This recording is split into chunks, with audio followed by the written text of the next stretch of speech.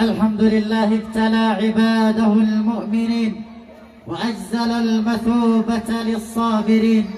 أحمده على ما قدر من السراء والضراء، وأشكره على جزيل المنح والعطاء، وأشهد أن لا إله إلا الله وحده لا شريك له، تفرد بصفات الجلال والكمال، ونزه عن الأنداد والأمثال. وأشهد أن محمدًا عبده ورسوله صلى الله عليه وسلم، وبارك على آله وأصحابه ومن تبعهم بإحسان واهتدى. ثم أما بعد، فإننا في هذا اليوم 9 من شهر شعبان بعام 1446 للهجرة النبوية على صاحبها أفضل الصلاة والسلام، أقف من هذا المكان مخاطبا نفسي وإياكم عن أسباب تأخر النصر.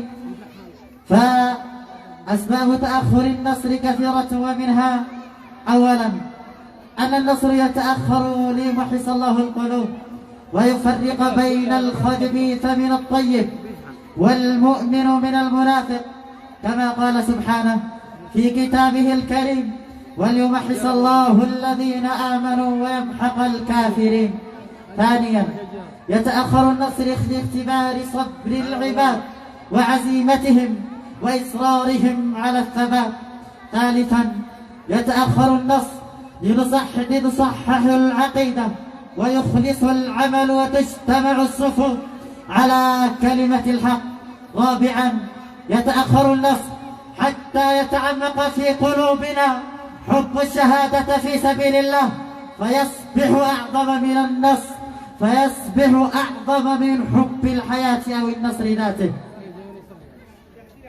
فأوجه رسالتي من هذا المكان الذي هو منبت علمنا وتعلمنا باسمي واسم كل إخواني القائمين في هذا المكان خاصة وفي أرض اليمن عامة، قائلا بأننا والله مهما حاول الأعداء محاربتنا بشتى أنواع الحروب الظاهرة والباطنة، بأننا لا زلنا متمسكين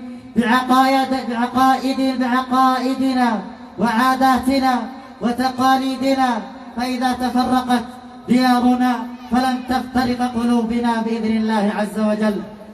كما أوجه رسالتي إلى إخواني المجاهدين في غزة المقاتلين على أرضهم ودينهم ومقدساتهم أننا لن ننساكم في جميع أحوالنا، فأنتم قضيتنا الأساسية، فسترون صوت الأذان قريبا ينادي بهاتف النصر في المسجد الأقصى بإذن الواحد الأحد.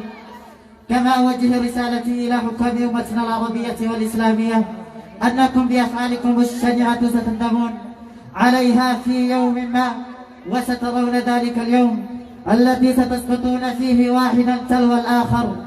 هذا وإنه لجهاد، نصر أو استشهاد. والسلام عليكم ورحمة الله.